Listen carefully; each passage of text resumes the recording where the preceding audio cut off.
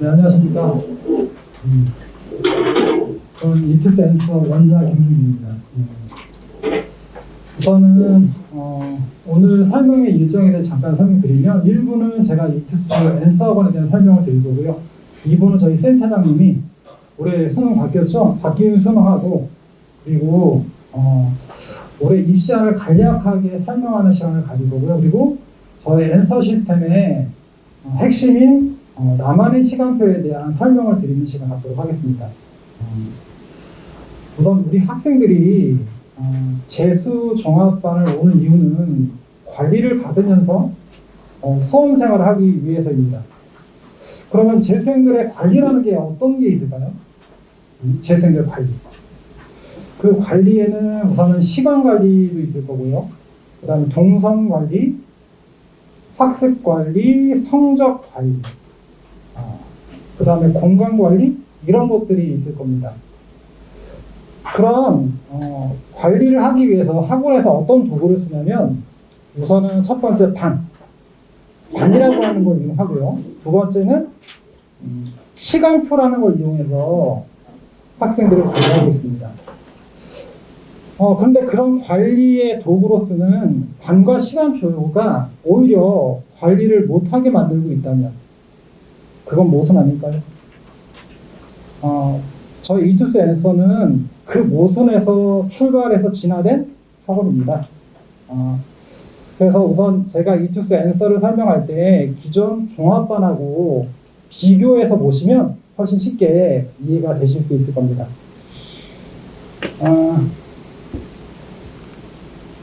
저희 그 청소라고는 약 한 30년 됐습니다. 30년. 그리고 저희가 그 목동 청소리라고 해서 혹시들 아세요?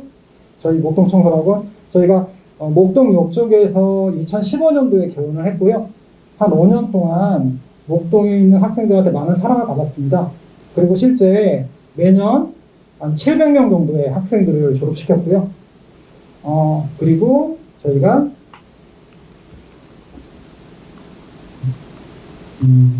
2020년도에 이쪽에 대학학원 자리가 와서 이투스 엔서 목동을 개원하게 됐고요.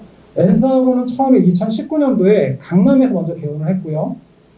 그 다음에 두 번째 2호점을 목동에다 런칭을 했습니다. 우선은 그리고 이제 1년 동안 저희가 엔서를 운영하면서 우선 작년도에 윈터스쿨을 마감을 했고요. 그 다음에 이제 재수 종합 파이널반을 마감을 했습니다. 우선은 이 파이널반을 마감했다는 게 사실 굉장히 좀 의미가 있거든요. 일반적으로 재수 종합반은 파이널반을 마감하지 못합니다. 대개 종합반의 학생들이 들어오면 모집 단계에서는 마감이 있어요. 그런데 점점 학생 수가 줄어듭니다. 특히 마지막에 가게 되면 학생들이 본인이 부족한 부분이거나 본인의 생각대로 공부하려는 습성이 강하기 때문에 중도에 나가는 경우가 굉장히 많습니다. 그리고 뒤로 가면 갈수록 만족도가 떨어지고요. 저희가 잘 되던 청소학원을 엔서로 바뀌니까 사람들은 처음에 엔서를 등장했을 때 재수종합반이 사실 잘 몰랐습니다. 그래서 모집 단계에 학생들이 좀 많이 오지 못했거든요. 그런데 후에 가서 이제 마감을 할 수 있었던 이유는 다니고 있던 재원생들의 만족도가 굉장히 높았습니다. 실제로 기존의 청소학원 때보다 거의 퇴원이 나오지 않았습니다. 우선 이렇게 된 이유를 보면 그 학생들이 필요한 것들을 학원에서 전부 다 제공하고 관리하고 있었다라는 이유가 아닐까라고 생각 들고요. 참고로 올해는 6월 단수반 모집 과정에서 마감될 것 같습니다. 저희 학원의 생각입니다. 학원에 나를 맞추지 말고 나에게 학원을 맞추세요. 저는 학생들 보면 항상 이 얘기를 많이 해줍니다.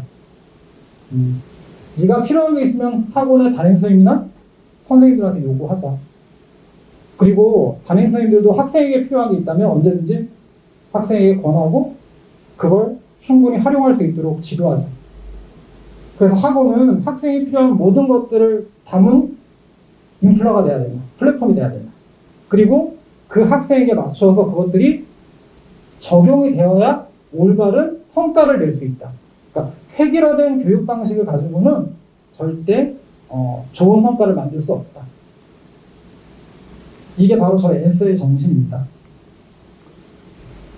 자, 우선 제가 간단하게 제 소개를 잠깐 드리고 본론에 이제 들어갈 텐데, 되게 재수종합반 생각하시고 원장님 생각하시면 이제 나이가 50대, 60대 이렇게 해가지고 연륜이 좀 있으시고 이렇게 분들이 모셔가지고 얘기하시는데 저 원장 맞습니다.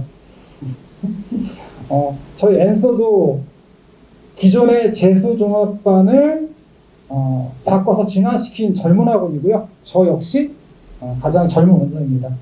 저희 이투스 학원이 전부 13개가 있습니다.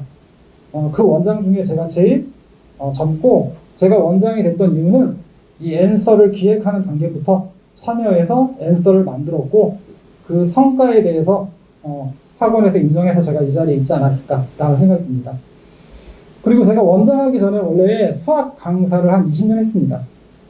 그리고 목동 지역에서 한 10년 동안 수업을 했고요. 그리고 이제 제가 원장이 돼서 지금 수업은 안 하는데, 작년에 제자였던 것 같습니다. 작년 제자가 오르비 사이트 아시죠? 그 오르비에 제 수업을 이렇게 평을 했더라고요. 제 수업을 평을 하는데 선생님의 수업은 띵강이었습니다. 이러더라고요. 띵강? 그래서 전 이 띵강 혹시 무슨 뜻인지 아세요? 띵강? 어감이 그렇게 별로 좋지 않더라고요. 딱 듣고 이 자식들 선생님 힘들게 가르쳐놨더니 띵강이라는 표현을 쓰고, 혹시 아세요? 요새 애들은 띵강이라는 표현을 쓰는데, 학생 띵강이 뭐예요? 명강. 맞아요. 그게 좋은 뜻이더라고요. 이렇게 학생들이 좋게 평가해줘서 전 정말 고맙습니다. 그리고 이제 지금 제가 원장으로서 이 엔서를 또 좋은 원장으로서 이끌어가기 위해 지금 이 자리에 있습니다. 우선 제가 수업을 시작할 때 항상 학생들한테 수능에 대해 좀 얘기를 합니다. 수능을 정확히 알아야 당연히 잘 볼 수 있지 않을까요? 보면 이제 여기 모의고사 종류별로 교육청, 평가원, 대학 수학력 시험 이렇게 있죠. 교육청은 몇 월을 보죠? 3월? 4월? 5월은 안 보고요, 그렇지? 5월은 안 보고 6월 평가원 보고요. 7월 보고, 그 다음 8월 안 보고 9월 평가원, 10월 마지막 수능, 교육청까지. 이 교육청 시험은 성취도 평가라고 합니다. 그리고 평가원과 대학 수학력 시험은 사고력 평가라고 합니다. 성취도 평가는 쉽게 설명드리면 어떤 얘기냐면 학교 내신 시험이라고 보시면 돼요. 정해진 범위 안에서 문제를 내겠다.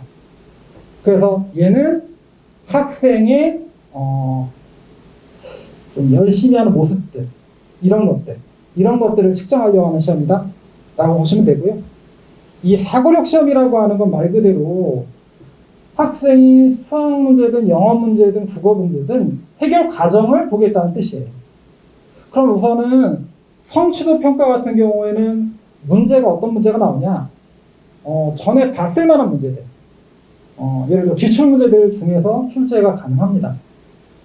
근데 이 평가 문제 같은 경우는 사고력을 평가하려고 하는데 전에 봤던 문제를 준다면 사고력 평가가 안 되겠죠. 사고력이란 평가 과정에는 첫 번째 문제를 파악하는 과정도 있어야 될 거고, 그걸 해결하는 과정까지 포함해서 전부 합쳐서 사고력 평가라고 하는데, 이 과정, 일련의 과정을 측정하기 위해서는 기출문제만 풀어가지고는 사실 해결이 안 된다는 얘기죠. 학생들 중에 이런 친구들이 있어요.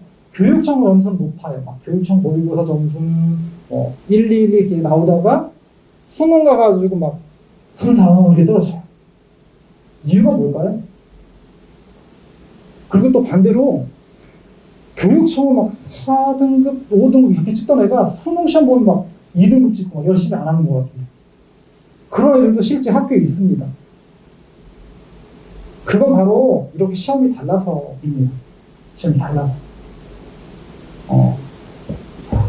이 부분을 또 집중하실 필요가 있어요. 이 평가 모의고사와 수능, 이 부분이요. 이 평가원 모의고사를 출제하는 사람을 잘 보면 교육청을 출제했던 사람들이 출제를 합니다. 그러니까 이 교육청을 출제했던 사람들이 기존의 문제를 배제하고 출제를 해도 사실은 그분들이 중요하다고 생각한 성격의 문제들이 들어가거든요. 그럼 여기까지는 기출문제를 가지고 패턴을 잘 이해하면 대비가 됩니다. 하지만 이쪽 단계로 가게 되면 본질적으로 문제를 푸는 능력을 배양해야지 문제를 풀 수 있게 됩니다. 제가 수능을 출제하신 분은 뭐 만난 적이 없고요. 우선 올해는 검토하신 분을 작년에 검토하신 분을 제가 만나가지고 얘기를 들어봤는데 검토하신 분이 이런 얘기를 하더라고요. 수능 이번에 출제하셨습니까? 제가 물어봤더니 나 같은 사람은 출제 안 합니다. 나 같은 사람은 그분은 이제 제가 이 인근 지역의 고등학교의 진학부장선생님인데요. 근데 그분이 이런 얘기를 하시고 자기는 검토진에 들어가는데 검토진에 들어가는 이유는 바로 여기 있어요. 수능의 문제의 참신성을 위해 항상 출제진을 바뀝니다. 그리고 기존에 고등학교에 근무했거나 거기에 연관에 있던 사람들을 집어넣지 않고요. 젊은 교수들을 통해서 문제를 만듭니다. 그럼 이 문제가 조금 약간 거칠게 나오잖아요. 그럼 거칠게 나오는 걸 검토진이 와가지고 문제를 좀 이쁘게 만들어주는. 근데 이 검토진들이 보면 깜짝깜짝 놀란대요. 이렇게 참신할 수가 문제. 그렇게 문제가 출제되기 때문에 학생들이 실제로 여기 이제 학생들이 있지만 고3 때 잘 몰라요. 근데 재수생들 딱 알거든요. 평가원과 수능 그 차이점. 수능의 당황스러움. 딱 문제를 보면 너무나 생소한 문제가 나오거든요. 기존의 패턴이 아니에요. 그래서 그러한 문제들을 대비하기 위한 준비를 좀 해야 된다. 그래서 제가 항상 첫 수업 시간 때 항상 얘기를 해줍니다. 그래서 오늘 여기 설명에 오신 분들도 이 부분은 잘 들어놓으셨다가 전달해 주시면 도움이 될 것 같습니다. 그럼 제가 이제 문제를 푸는 일련의 과정을 좀 정리를 해볼게요. 문제를 처음에 풀 때 저희는 먼저 문제 읽어요. 독해하죠? 이 독해라는 건 글로 써져 있는 것들에서 조건들을 끄집어내는 과정입니다. 그리고 이 조건들을 가지고 생각을 해야 되고요. 그 다음에 이 생각을 정리하는 연산이라는 걸 하죠. 연산. 자. 학습법 중에 우리가 예습과 복습 있죠? 예습, 복습. 예습하고 복습 중에 수능에 적합한 학습법이 뭘까요? 예습하고 복습 중에. 예습. 오늘 정답인데요? 되게 학생들한테 제가 이 질문하면 거의 다 복습이라고 얘기 많이 하고요. 그리고 애들이 사실 복습이라는 패턴의 방식으로 공부들을 많이 해가고 와요. 보면. 그러니까 이런 겁니다. 수업을 시작하게 되면 학생들은 예습은 사실 수업 전에 보고 오는 거고요. 복습은 수업 후에 후행적으로 처리하는 거잖아요. 근데 이제 예를 들어 제가 하나 예시를 들어볼게요. 수학 문제가 있는데 수학 문제를 제가 읽고 나서 해석한 다음에 사고의 과정을 설명하고 문제를 풀어줬어요. 그러면 학생이 복습할 때 문제를 읽는 게 아니라 요 사고의 과정부터 출발해서 연산하는 과정을 연습하게 됩니다. 자, 근데 학생들이 모의고사를 틀릴 때 이게 안 돼서 틀린다라고 많이 생각하는데 이게 안 돼서 틀리는 게 아니라 이게 안 돼서 많이 틀리거든요. 만약에 요게 안 된다면요. 모의고사 끝나고 나서 제가 해설 강의 해주면 못 알아들어야 돼요. 근데 모의고사 끝나고 나서 해설 강의를 딱 해주잖아요. 다 이래요. 못 알아듣는 문제 하나도 없어요. 다 알아들어요. 근데 왜 그때 못 풀었나? 문제를 파악하지 못하기 때문에. 여기 어머님들도 센 다 아시죠? 센 다 풀잖아요. 수학의 자신감. 센이 우리나라 수학을 다 좀먹고 있는 거 아세요? 수능에서 최악의 책이 센이에요, 센. 센 풀면서 문제 읽어요, 안 읽어요? 센은 문제를 안 읽어요. 센은 똑같은 문제를 반복적으로 풀어요. 그러니까 센은 이런 연산력을 길러주는 저학년에 적합한 책이에요. 마치 그 눈높이? 이런 형태의 교육이라고 보시면 됩니다. 그걸 조금 더 고학년으로 발전시켜 놓은 게 센이라고 보시면 됩니다. 그러니까 애들이 수학 문제 풀 때 안 읽어요. 안 읽고 나서 조건 놓치고 나서 무슨 말 하지? 실수했다는 표현을 써요. 그래서 이 부분을 계속 강조하시면 좋아요. 자, 그럼 이제 예습이라는 거에 대한 설명을 드릴게요. 예습을 하면 학생이 먼저 문제를 읽어요. 그리고 문제를 풀어봐요. 답 맞는 거 틀리는 거 안 중요해요. 먼저 읽었다가 중요해요. 먼저 읽어서 조건을 찾아보는 연습을 해보는 거예요. 그리고 수업에 들어갔어요. 수업에 들어가서 조건을 선생님이 이렇게 찾아가는 연습, 찾아가는 것들을 보여줘요. 그때 사고가 들어요. 그게 뭐냐면 바로 비교예요. 이 사고를 늘리는 가장 좋은 방법 중에 하나가 비교예요, 비교. 그래서 선생님이 하시는 방법과 나의 방법의 차이가 무엇일까? 수학 잘하는 애들은 질문 어떻게 하냐면요. 이렇게 질문해요. 못하는 애부터 예를 들어줄까요? 못하는 애? 질문 딱 갖고 와서. 저 이거 못 풀겠어요. 풀어주세요. 이거 못하는 애들이에요. 잘하는 애들은 어떻게 질문하냐면요. 답이 맞았냐 틀렸냐는 중요하지 않고요. 선생님, 저는 이렇게 풀었거든요. 선생님 왜 이렇게 푸셨어요? 이게 왜 더 좋은 방법이에요? 걔가 수학 잘해요. 걔는 수능에서 분명히 좋은 성적 나와요. 그게 수능에서 물어보려고 하는 방향성이라고 생각하고 학생들한테 얘기해 주시면 학생들도 그렇게 행동하려고 들고 본인들도 알거든요. 내가 왜 못 풀었는지를. 실수는 우선 여러 가지가 있겠지만 제가 보기에 가장 큰 건 이 부분 아닐까 싶어요. 조건을 잘 해석하지 않았기 때문에. 참고로 수능은 오답을 만들 때, 그러니까 객관식 만들 때요. 1번에 1, 2번에 2, 3번에 3, 4번에 4, 5번에 5 이렇게 안 만들어요.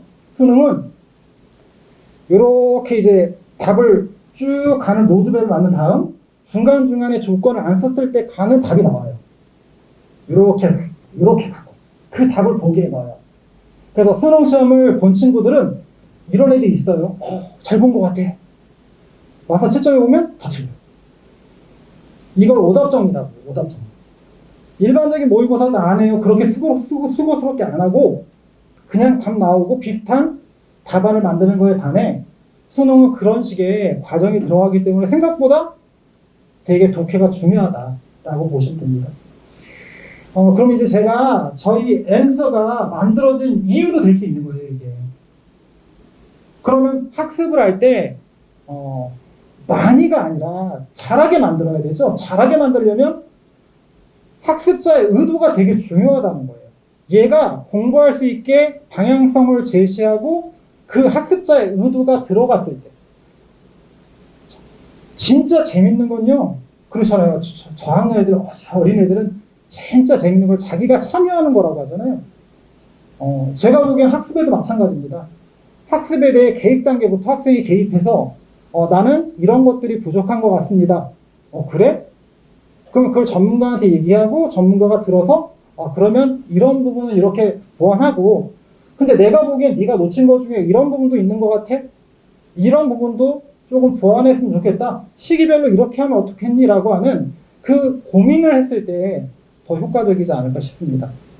그래서 이런 정신도 앤서에 좀 담겨 있다고 보시면 됩니다.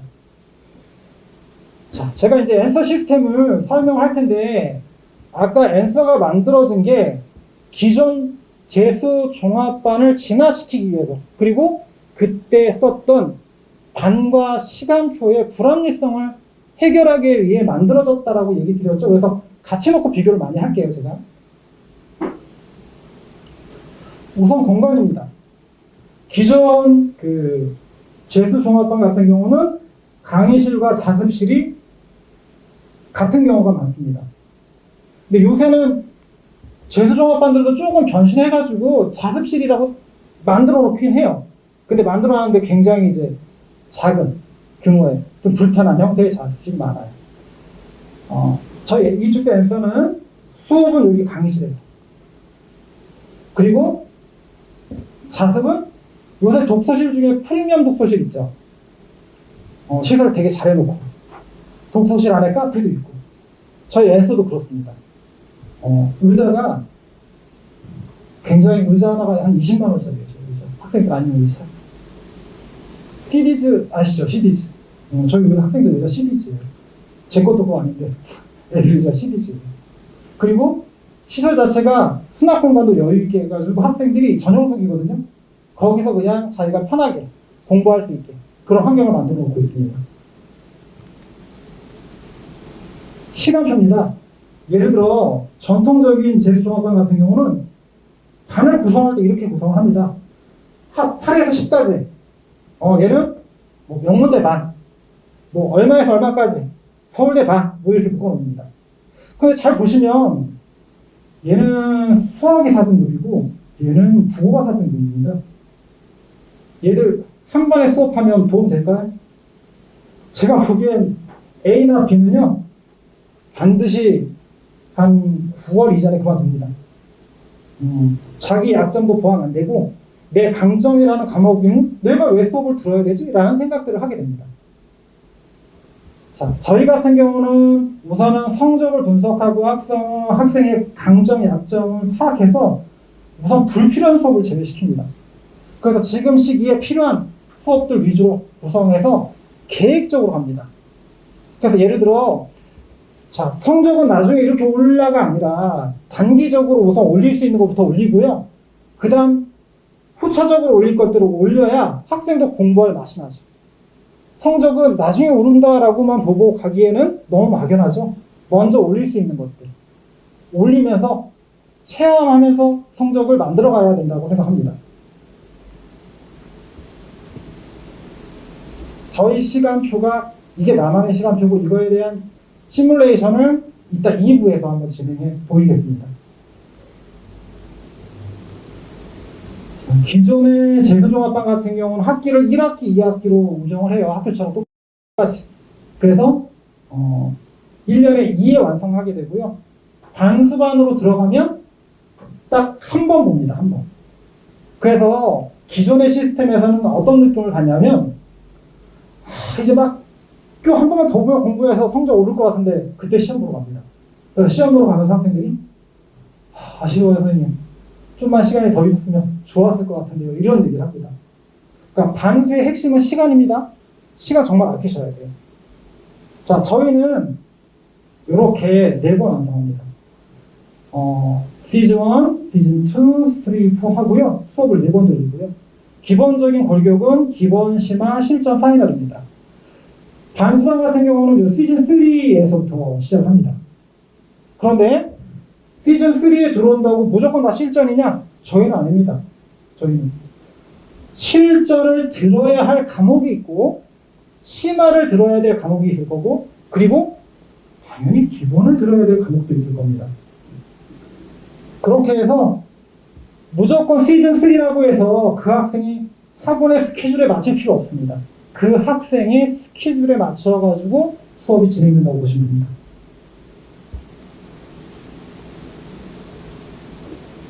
엔서에는 반이 없다라고 제가 상담 때 말씀드리면 어떤 느낌 드세요? 반이 없다? 그러면 되게 부모님들 중에 한 3분 중에 2분은 그럼 관리는 어떻게 합니까? 거의 다 반입골 관리입니다. 근데 왜 반입 관리의 개념이 될까요? 이건 잘못된 개념 아닐까요? 반이라고 하는 건 사실은 이 공간적인 개념이거든요. 공간적. 한 공간 안에 학생들이 모여서 공부하는 공통적인 공간. 이걸 반이라고 얘기하는 겁니다. 근데 이 한 공간에 학생들이 오랫동안 있으면 문제점 많이 생기지 않을까요?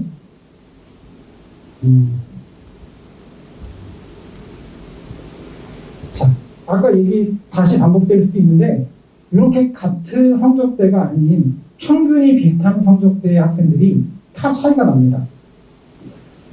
한 반의 수업을 듣게 됩니다. 그러면 이것도 불합리죠? 자, 학생들 중에 보면은 분명히 선생님 중에 내가 선호하는 강사가 있을 거고, 선생님은 좋은데 내가 그 선생님을 선호하지 않을 수도 있잖아요. 또 수업의 난이도도 그렇습니다. 어떤 수업은 나한테 어렵고, 어떤 수업은 쉽고, 어떤 수업은 만족스럽고, 어떤 수업은 내가 만족스럽지 않고. 근데 단이 정해지면 선택할 수 없잖아요. 이 학생 같은 경우는 나는 굳이, 그러니까 저희는 학생들한테 무조건 형광을 들으라고 강요하지는 않습니다. 형광이 가장 좋은 방식이긴 하지만 학생의 성향에 따라 다를 수 있죠. 그럼 어떤 성향이 있는 친구들이 있냐면 나는 수업보다는 실무를 통한 공부를 하는 게 더 효과적입니다라고 하는 친구한테 너 무조건 형광 들으라고 얘기할 수는 없겠죠. 그래서 그런 것들에 대한 존중을 합니다.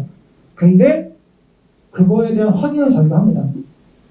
만약에 성적이 오르지 않고 떨어지거나 그런다면 그 방식이 잘못됐다는 얘기죠. 그러면 그때 그 친구에게 너의 방식은 잘못된 것 같다. 그러면 담임 선생님이 다른 방식을 제시해 주실 겁니다. 그게 관리라고 생각합니다.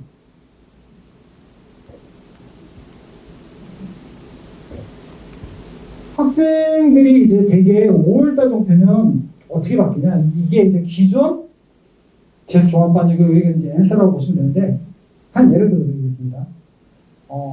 3월 개강 시점에는요, 재수 종합반 가면 되게 조용합니다. 마치 학교에 학년 밖에서 올라가면 되게 처음에 조용하고 자습 분위기 좋잖아요. 그런데 딱 이때 5월달 정도가 되면요, 어디가 제일 소란스럽냐면 반 안이 제일 소란스러워요. 학원에도 학생을 지도해 주시는 선생님도 있지만 그분들은 밖에서 손잘 놓으시는 거지 교실 하나 들어올 수는 없거든요. 왜냐면 교실에 들어오면 공부를 하고 있는 애들한테 방해가 됩니다. 그래서 항상 교실에서 어떤 친구들이 생기냐면 저는 공부하고 싶은데 너무 교실 안이 소란스러워요. 심지어 수업 시간까지 소란스럽습니다. 근데 이게 왜 소란스러울까요? 한 공간에 너무 오랫동안 같이 있으면요, 유대감이 생기지 않겠어요, 얘들? 그러면 소란스러울 수밖에 없죠. 저희 N스는요, 철저히 개방합니다. 여기 학생들 500명의 시간표가 다 다릅니다. 참 신기하죠? 500개가 다르게 나옵니다. 처음에 그거 만들 때 너무 고생했어요, 지금. 시간표, 그러니까 저희는 딱 돈 내고요, 학원 다니겠습니다, 이게 안 돼요. 돈을 딱 내고 나서요, 절차가 있어요. 바로 오는 게 아니라 다시 와가지고 자기 성적 다 까고요, 담임쌤하고 인터뷰해요. 심층 면접 30분에서 1시간 정도 걸려요. 그래서 그때 그런 면접 과정을 통해서 시간표를 먼저 만들고요, 그리고 독서실 지정자 배석 받고 이 과정까지 끝나야 그래야 학원을 등록할 수가 있습니다.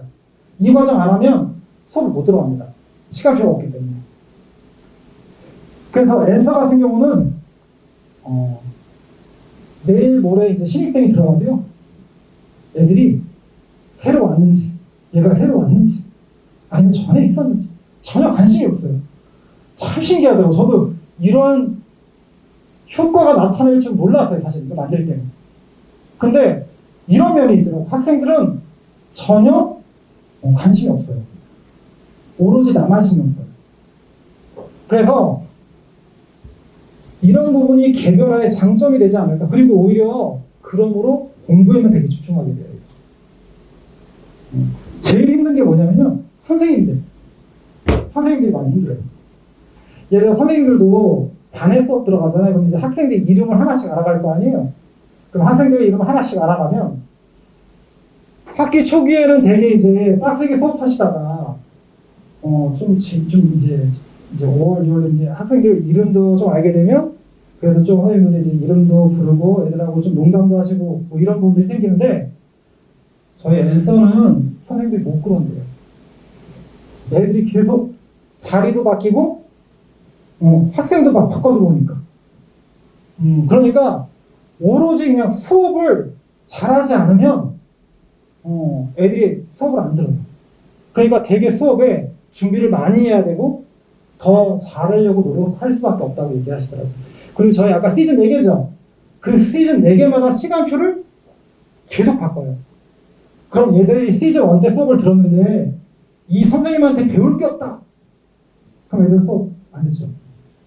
시즌 2에 가면 선생님의 인원수가 달라집니다. 그리고 나중에는 애들이 너무 없으면요. 저는 중도의 선생님을 내보냅니다. 1년 가지 않습니다. 그리고 더 유능한 선생님을 보강해야죠. 우리 애들 올해 좋은 대학 가야 됩니다. 그런 인정? 이런 거 필요 없다고 저는 봅니다. 오로지 실력으로만 얘기할 수 있는 학원이어야지 학생들한테 뭔가 성과를 만들어줄 수 있다고 생각합니다.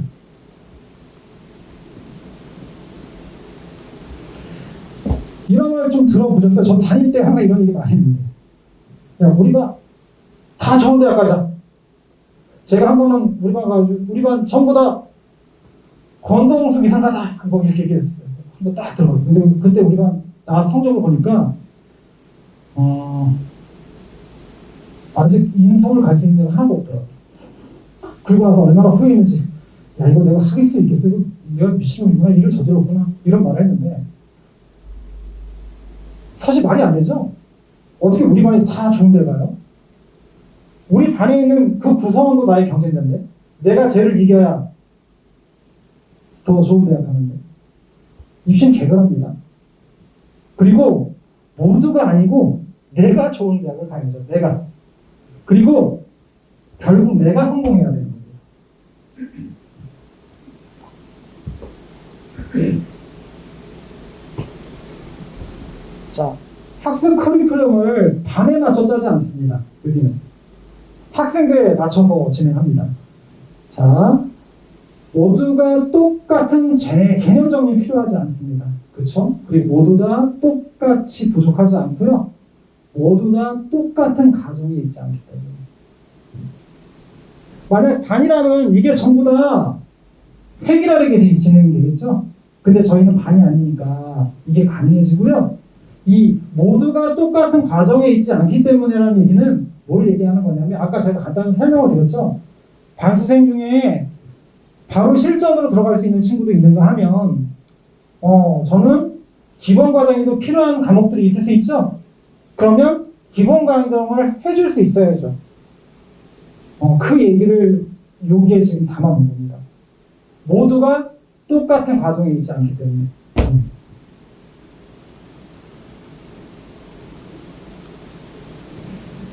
저희 나만의 시간표하고 나만의 학습 공간에 대해서 간단하게 이제 정리한 내용이고요. 기존의 재수하고는 반별 고정 시간표인데 저희는 나만의 시간표고, 그 다음 수업의 선택권이 없거나 제한적으로 있는데 저희는 전면 선택할 수 있고, 저희 청소학원도 아직 그 선택 수업은 있어요. 근데 전면은 아닙니다. 일부 있는 겁니다. 근데 일부 있다 보니까 참 이상하게 되더라고요, 그게. 선택 수업은 1부 리그가 되고 정규 수업은 2부 리그가 되고, 막 애들이 수업에 우열을 나눠버리더라고요. 그래서 1부 리그 수업은 듣고 2부 리그 수업은 잘 안 듣고. 저희는 모든 강좌를 100% 선택할 수 있기 때문에 수업 자체의 질로서는 뭐 최고 상태라고 보시면 됩니다. 저희 독서실입니다. 아까 제가 말씀드린 프리미엄 독서실을 지향하고 있습니다. 그래서 이게 지금 오픈형이고요. 이쪽에 이제 폐쇄형. 이런 식으로. 한 방향으로 쭉, 가운데 복도를 바라보게 이렇게 돼 있고요. 지금은 코로나 때문에 여기에 칸막이를 더 했습니다. 그래서 학생들은 여기서 지금 생활하고 있고요. 여기가 이제 스터디 카페.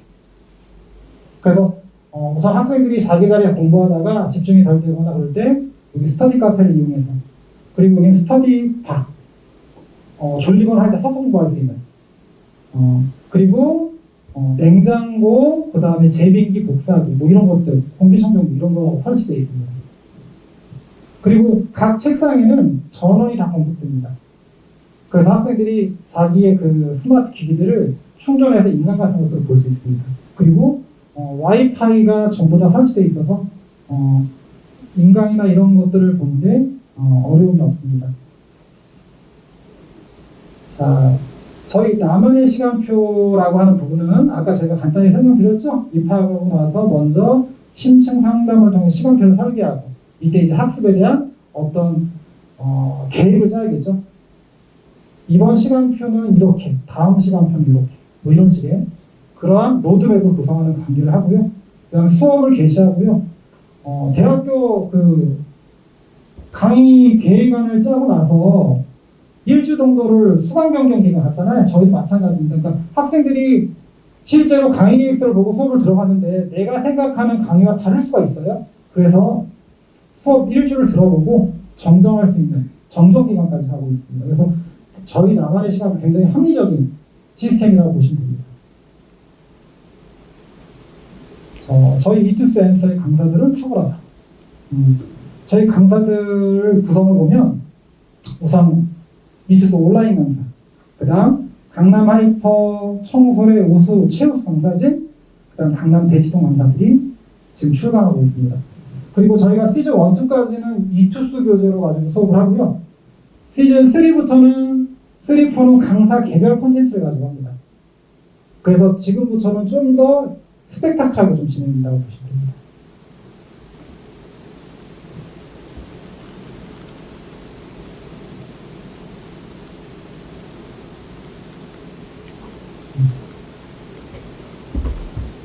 저희 국어과의 선생님들입니다. 국어과 선생님들은 우선은 여기에서 부모님들이 좀 아실만한 분들은 이투스 온라인 쪽에 방동주 선생님하고 신종규 선생님이 좀 목동적인 인지도가 좀 있으신 분들. 그리고 이분은 이제 강남 하이퍼, 청소학원, 강남 하이퍼, 대치동 이렇게 선생님 강사진이 구성되어 있습니다. 그리고 수업 같은 경우도 지금 이 선생님은 온라인, 그 다음 이쪽에 있는 분들은 강남 하이퍼, 이분은 대치동, 이분이 그 백인대장에서 옛날에 수업했던 분이세요. 그래서 지금 강남 하이퍼하고 저희, 그래서 학생들이 많이 알더라고요, 생각보다. 한가을 선생님이라고, 이번에 저희 이투스 앤서에 참여하신 선생님입니다.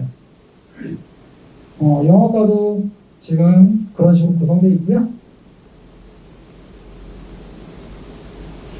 지금 저희는 탐구 과목 같은 경우는 푸강자가 물투를 제외하고 전 강좌가 개설되어 있습니다. 그 다음에 사탐 강좌는 경제를 제외하고 전 강좌 개설되어 있습니다. 저희 앤서의 관리 시스템은 탁월하다. 저희 담임 선생님들이 굉장히 저희 경쟁력이라고 보시면 됩니다. 저 앤서의 담임 선생님들은 우선은 기존의 담임 선생님과 좀 다르게 수업을 하지 않으십니다. 그래서 오로지 학생의 입시적인 면과 학습적인 면을 관리해 주시는 분들이다. 그러니까 기존의 청소학원 같은 경우는 수업을 하는 강사가 담임을 했어요. 그러니까 실제로 학생들의 관리적인 측면이 좀 많이 떨어졌어요. 그리고 수업적인 측면에서도 강사가 담임까지 해야 되기 때문에 정말 수업을 잘 하시는 분들이 내가 그걸 왜 해? 하고 들어오질 않았습니다. 근데 저희는 수업하는 강사와 관리하는 강사로 구분했기 때문에 실력 있는 선생님들이 들어올 수 있었고요. 그 다음 담임 선생님들도 더 전문화돼서 학생들을 지금 관리하고 있습니다. 하실 일들은 전년도 학습 성향 분석해서 학습 패턴을 분석해서 우선 나만의 시간표에다 학생의 학습 계획을 반영해 주고요. 그리고 자기주도 학습 진행 현황을 점검합니다. 이 학습 플래너 및 인강 계획서 이런 것들을 이제 확인하는 과정들을 격주로 거의 하십니다. 그리고 나중에 수시 원서 쓰는 것과 정시 원서 쓰는 것들 이런 것까지 담임 선생님들이랑 같이 해주십니다. 그래서 그런 부분까지 담임 선생님의 역할이다라고 보시면 되고요. 이게 이제 앤서 플래너가 되고요. 학습 플래너가 되고, 이게 이제 인강 계획서입니다. 그래서 학생들이 인강을 볼 때 가장 문제점, 인강은 나쁜 강사는 아니에요. 인강 자체는 나쁘지 않은데 인강을 보는 방식이 잘못된 경우가 많아요. 그러니까 맹목적으로 쳐다보고 있거나 무분별하게 보거나 정해진 목적을 가지고 정해진 기간 안에만 본다면 인강도 교육수단으로서 학습수단으로서 좋은 방법이라고 볼 수 있습니다. 그런 부분까지 담임선생님이 같이 확인하시는 과정을 갖습니다. 재수종합반 담임으로서 하는 학생 생활관리, 출결관리, 조퇴 외출관리, 그 다음 학습 방해 요인 관리, 그 다음 독서실 자습관리, 이런 부분들도 담임선생님들이 하고 있습니다. 그리고 저희 시간표가, 나만의 시간표가 어떤 또 장점이 있냐면 학생들마다 시간표가 다르기 때문에 예전에 기존의 담임선생님들은 고정된 시간표에서는 오전, 오후에 애들이 수업이 있을 때는 학생들을 상담할 수가 없잖아요. 근데 저희는 모든 학생들이 시간표가 다르기 때문에 아침부터 저녁 때까지 학생들의 공강 시간에 맞춰 담임선생님들이 계속 상담을 하실 수가 있습니다. 그래서 저희 담임선생님들은 제가 따져보기에는 이렇게 좀 따져봤어요. 우선은 나만의 시간표를 되게 2달에 한 번씩 짜시거든요. 2달에 한 번씩.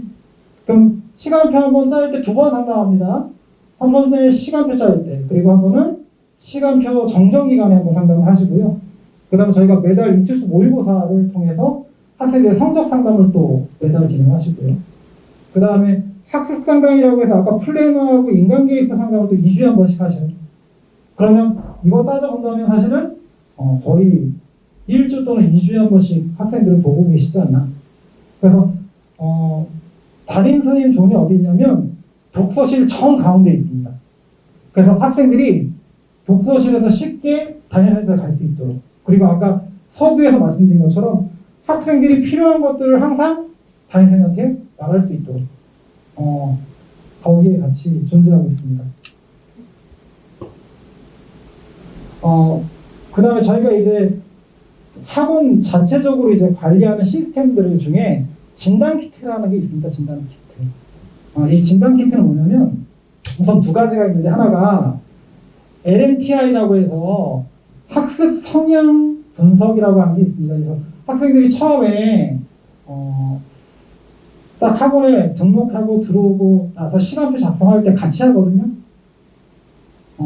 학생들마다 고유 기준과 심리 습관에 따라 학습 성향이 다르게 나타나는 데 차가 나가지고 이걸 통해 가지고 저희가 시간표 작성이나 학생을 지도하는데 지침서를 사용하고 있습니다. 그 다음 LMAT입니다. 이 LMAT는 3등급 이하 학생들한테 굉장히 효과적입니다. 과목별로. 예를 들어 여기 지금 작아서 잘 안 보일 수 있는데 학생이 수학을 못한다. 그러면 수학을 못하면 어디를 못하는지 사실은 정확히 진단 안 나오거든요. 근데 이 프로그램은 뭐냐면 여기 보면은 각각의 단원별로 학생의 성취도를 분석해냅니다. 이 LMAT를 이용하면. 그럼 이 친구 같은 경우는 지수로고는 지금 4점인데 삼각함수 1점 이런 식으로. 그래서 필요한 부분을 정확히 찾아서 고쳐가는 과정. 예를 들어 여기 국어도 보면 합법 작문은 굉장히 좋은데 독서의 경우 여기 경제, 과학, 기술 이쪽은 굉장히 나쁘고 문학은 굉장히 높고 이런 식의 분석을 정확하게 해서 그거에 맞게 보완을 해줘야 학생의 성적을 올릴 수 있지 않겠습니까? 이러한 걸 저희가 LMAT라고 합니다.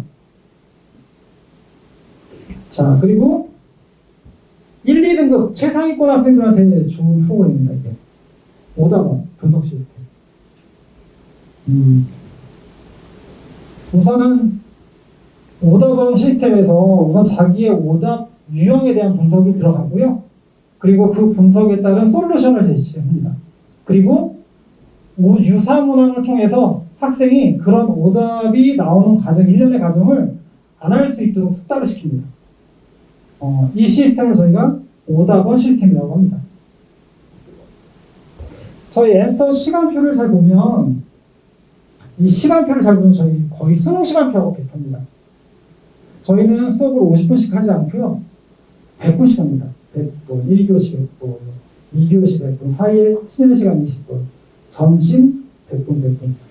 저희가 왜 이렇게 할까요? 평상시에 학습할 때도 수능과 동일하게 공부하세요. 수능에서 가장 긴 시험이 수학이고 그 수학이 100분입니다. 그래서 100분에 대한 집중력을 연습을 해야지만 수능을 잘 볼 수 있지 않을까? 한번 보는 시험인데. 그리고 시간표상에 수업이 없으면 전 이렇게 공부하라고 합니다. 1교시 뭐 공부할까요? 무조건 국어 해야 되지 않을까요? 그때 글을 읽어야 될 텐데. 2교시 수학하고 시간표에 비어있다면. 3교시 영어하고요. 졸릴 때 영어 지문 읽어봐야죠. 4교시에 탐구하고. 이런 식으로 지금 학습을 유도하고 있습니다. 저희는 입시에도 강합니다. 저희는 담임 선생님들한테만 입시를 맡기지 않고요. 학원 자체 입시센터가 있습니다. 그리고 또 이투스가 워낙 큰 회사이기 때문에 이투스 안에 평가원이 또 있습니다. 그래서 거기에서 많은 자료와 노하우를 받아서 학생들의 입시를 책임지고 있습니다. 저희 모집 요강을 보시면 우선은 간단하게 보시면 교습비예요. 교습비는 1개월 기준으로 저희 1개월간이고요. 122만 원이 되고요. 독서실비가 별도로 24만 원이 들어갑니다. 그리고 급식비는 한 끼에 5,700원. 그리고 셔틀은 이용할 경우에는 왕복 9만 원 이렇게 들어갑니다. 이거 말고 이제 교재비가 발생하고요. 모의고사비, 컨텐츠 모의고사비가 들어가는데 교재비는 저희 같은 경우는 일괄적으로 내지 않겠죠? 학생들이 수업을 구성하고 확정한 순간에 교재비가 발생하기 때문에 추후에 납부하십니다. 교재비는. 반은 뭐 거기 브로셔 나중에 참고하시면 되니까 제가 간단하게 서울대 의학계열 특별전형이 있고요. 그 다음에 HS 연구과정, 영문대 과정이라고 있습니다.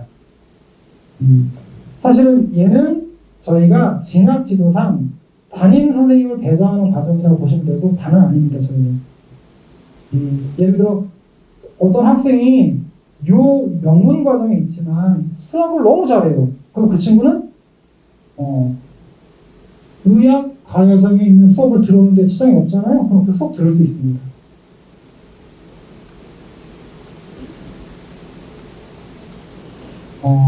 우선 저희는 이런 장학 제도가 있으니까 학생 해당되는 내용들을 꼭 확인해 보시고 등록 시에 말씀해 주시면 되고요.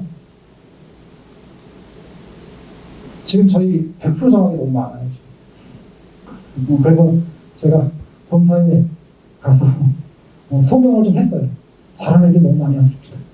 그리고 실제 저희가 이투스에서 이 청솔 계열에서는 저희가 1등이에요. 성적이 제일 좋아요. 프리반수반입니다. 프리반수반은 반수반은 6월 28일 날 시작하는데 프리반수반은 6월 14일 날 2주간 합니다.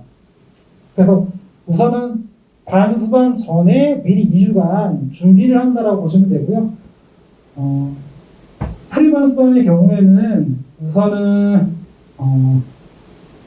이 등록금 부분이 굉장히 저렴해요. 저희가 우선은 프리반수반 그 등록 부분에 대해서는 전화 주시면 저희가 자세히 안내드리겠습니다. 우선은 지금 정책상은 저희가 어떻게 보면 기존 2주간의 수업료의 50% 정도 아마 납부하시면 돼서 우선은 수업료 부분이 한 20만 원대, 독서실비가 한 10만 원 정도 이렇게 이제 책정을 했습니다. 그래서 일찍 와서 조금 자리를 잡고 공부할 수 있는 준비를 시키기 위해 만든 반이라고 보시면 됩니다. 이 프리반스반 시간표고요. 지금 어떻게 구성하고 있냐면 아직 학생들이 되게 대학생들이 많은데 아직 그 시험 기간일 수가 있어서 모든 수업을 5교시 이후로 잡아놨고요. 이 수업은 어떻게 구성했냐면 6월 모의평가가 올해 되게 중요하잖아요. 그래서 그 6월 모의평가를 분석하는 강좌로 구성을 했습니다. 그래서 2주간 수업이 진행되는데 1주차는 6월 모의평가를 분석하고 2주차는 그거에 대한 대비라고 보시면 됩니다. 그래서 학생이 어떻게 공부를 해야 될지. 그래서 그런 프로그램을 지금 만들었고요. 그리고 또 학생들이 국어 선택 과목이 있는데 화작을 들을지 엄매를 들을지 생각은 뭐 어느 정도 한 것 같아요. 그래도 한 번씩은 어떤 내용이 출제됐는지 그리고 나에게 맞는 게 무엇인지 한번 들어볼 수 있는 과정들을 만들어 봤습니다. 그리고 오전 중에는 등원 시간 똑같이 7시 50분인데요. 이런 건 이제 전부 다 뭐 자습을 하면 되고요. 중간에 수학을 조금 빨리 이제 연습을 시키기 위해 이 컨텐츠들을 지금 진행하고 있는데 이게 수학 5027 모의고사고 수학 핏 모의고사라고 하면 됩니다. 그래서 이 모의고사를 먼저 보고 그 다음 시간에 해설 강의 동영상을 제공합니다. 근데 이 컨텐츠들은 지금 학원 차원에서 그냥 무료로 제공할 예정입니다. 그래서 학생들이 꼭 그 시간이 아니어도 자기가 시간 될 때 문제 풀어보고 동영상을 볼 수 있도록 준비하고 있습니다. 2주 빠르게 시작했기 때문에 바뀐 수능에 대한 대비가 남들보다 좀 빨라야 될 거라고 봅니다. 그래서 그걸 대비하는 시간이라고 보시면 되고요. 아까 말씀드린 것처럼 6월 모의평가를 분석하기 위해 학생이 시간 된다면 저희 학원에서 6월 모의평가를 응시할 수 있는 기회를 부여할 겁니다. 그래서 저희가 프리반스반으로 들어온 친구들까지 모의평가를 볼 수 있을 만큼의 그 티오를 좀 확보해놨습니다. 되게 이전에는 외부생들을 받아서 모의평가를 보는데 올해는 사실은 외부생들은 받기가 좀 코로나 종목에서 좀 그래서 그 6월 평가원 이전에 등록을 한 학생에 한해서 6월 모의평가를 볼 수 있는 기회를 주려고 합니다. 그리고 그 시험에 대해서 저희가 진행을 시킬 거고 그 다음에 아까 수학 우수 컨텐츠를 또 무료로 제공할 예정입니다. 자, 제가 이제 뭐 많이 힘드셨죠? 학생들이 이렇게 여기서 수업 들으면 이렇게 많이 힘들어합니다. 우선 제가 이투스 앤서에 대한 설명을 드렸는데 간단하게 말씀드려서 이투스 앤서는 학생을 위해서 존재한다고 보시면 됩니다. 그래서 학생의 성적 향상만을 생각하고 고민하고 있다. 그리고 모든 학생에게 맞추어서 학원이 모든 시스템을 갖추고 있다라고 마지막으로 말씀드리겠습니다. 그리고 우리는 내가 좋은 대학을 가자라고 하는 가치를 가지고 학생들을 지도하고 있습니다. 이제 2부부터는 저희 입시센터 센터장님이 간단하게 아까 말씀드린 내용들을 설명해주는 시간들을 갖도록 하겠습니다. 이상 마치겠습니다. 저는 감사합니다.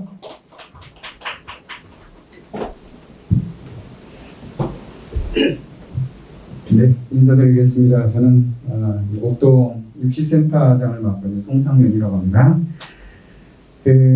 제가 오늘 PT는 많이 준비를 했는데 이걸 다 그러니까 오늘 정확하게 보면 오늘은 입시 설명회가 아니니까 참고로 제가 몇 가지만 먼저 말씀을 드리면 첫 번째는 저희 혹시 시간이 되시면 6월 8일하고 15일 화요일 저녁이고요. 이때 입시교실을 진행을 합니다. 8일은 주요 10개 대학 입시 요강 분석, 그 다음에 자기소개서가 바뀐 부분에 대한, 그 다음에 15일은 의학계, 그 다음에 교대. 요걸 두 개를 나눠서 진행을 할 거고요. 그 다음에 두 번째는 저는 이제 입시센터니까 입시 관련돼서 몇 가지 키워드를 좀 말씀을 드리면, 첫째는 올해는 그 누구도 수시 정시에 대한 결과를 예측하기가 힘들다. 그건 제가 좀 이따 자료 보면서 설명드릴게요. 그래서 제가 생각하는 올해 키워드는 뭐냐면, 예전에는 사실 저는 이 생각은 좀 반대거든요. 수시에 올인하겠다, 정시에 올인하겠다, 이건 좀 반대입니다. 어떤 일이 벌어질지 모르니까. 근데 올해는 인문계열 같은 경우는 제가 보기에는 수시에서 승부를 내주는 게 훨씬 유리할 수 있다. 한 가지입니다. 수학입니다. 3월, 4월달 교육청 모의고사 자료 분석을 해보면 예를 들어서 3월 같은 경우에 수학 1등급 내부에 13,000명이 존재를 하고 있어요. 근데 그 중에 문과 학생들이 차지하는 비율은 10%가 되지 않습니다. 그러면 어떤 일이 벌어질 수도 있냐면 전년도에 나영 수학의 1등급 인원이 13,000명이었어요. 그 다음에 가영은 한 5천 몇 명이었단 말이죠. 5,400 요 정도 됐었는데 그러면 전체 합쳐서 18,000명이었다는 얘기인데 가영과 나영을 합치면 제가 생각할 때 올해 작년, 재작년 숫자로 비교를 해보면 올해 수능을 응시할 수 있는 인원은 아마 43만에서 45만 정도가 되지 않을까 싶어요. 그러니까 그거는 전년이나 재작년 3월달, 4월달 대비 수능의 퍼센테이지를 적용했을 때 저는 그거보다는 조금 더 늘 수 있다고 봐요. 올해 자연계열 반수 때문에. 어쨌든 45만 명이라고 가정하면 작년에 가영은 4%대가 1등급이 끊겼고 나영 같은 경우는 5%대였단 말이에요. 그러니까 평균자가 4.5라고 가정했을 때 제가 예상하는 수학 1등급 안에서의 누적 인원은 한 2만여 명 정도가 되지 않을까. 45만을 잡고 4.5라고 한다면. 그러니까 2만 명 가까운 숫자가 나타날 수 있다. 근데 거기서 만약에 문과가 차지하는 비율이 10%라고 해도 2,000명이잖아요. 그러면 이과 애들 쪽은 18,000명이 되는 거예요. 근데 문제는 뭐냐면 예를 들어서 전년도처럼 가형 기준으로 봤을 때 1등급 컷이 92로 끊긴다고 가정을 하면 2018 학년도부터 2021 학년도까지 이게 이제 가형입니다. 1등급 컷인데 92점에 해당하는 그러니까 1등급 안에서 요 원점수 3개의 비율을 따져봤더니 여기는 70%가 넘었어요. 근데 여기는 40%대였단 말이죠. 이거 어떻게 해서 혹시 하실 수 있겠는지 혹시 감이 잡히시나요? 그러면 애들이 여기가 줄었으니까 이쪽이 더 많아졌다는 얘기잖아요. 그죠? 비율상으로 보면 이건 어떻게 해석을 하시면 되냐면 이때 당시에는 킬러 세 문제를 아예 포기를 하고 푸는 거예요. 그러니까 60분이나 70분이라는 시간을 두고 킬러 세 문제를 빼고 나머지 문제를 다 풀겠다. 근데 60분, 70분 정도 했으면 100분이 이제 시험 시간이니까 시간이 남잖아요. 그래서 한 문제를 건드리는 거예요. 이해되세요? 그래서 비율이 이쪽이 많아요. 근데 이 비율이 줄었다는 얘기는 뭐냐면 애들이 킬러 문제를 풀기 시작했다는 거예요. 킬러를 푸는데 그럼 생각해 보세요. 그 어려운 킬러를 풀었는데 누적 인원의 변화도 크게 차이가 없고 그 이유가 뭐겠냐라는 거죠. 그러면 이 컷 점수가 올라가는 게 맞잖아요. 이해되시죠? 애들이 킬러까지 풀었으면 상대적으로 잘 봤다는 얘기잖아요. 근데 문제는 뭐냐면 누적 인원 변화도 크게 없고 그럼 이건 어떻게 해석을 해야 되는 거냐? 왜 1등급 컷 원점수가 똑같냐면 킬러가 아니라 이제는 준킬러에서 발목을 잡히고 있다. 간단하게 말씀드릴게요. 10번, 14번 풀고 있는데 갑자기 막혀버리는 거예요. 그러니까 예전에는 1번부터 21, 29, 30을 뺀 나머지 푸는데 지장이 없었어요.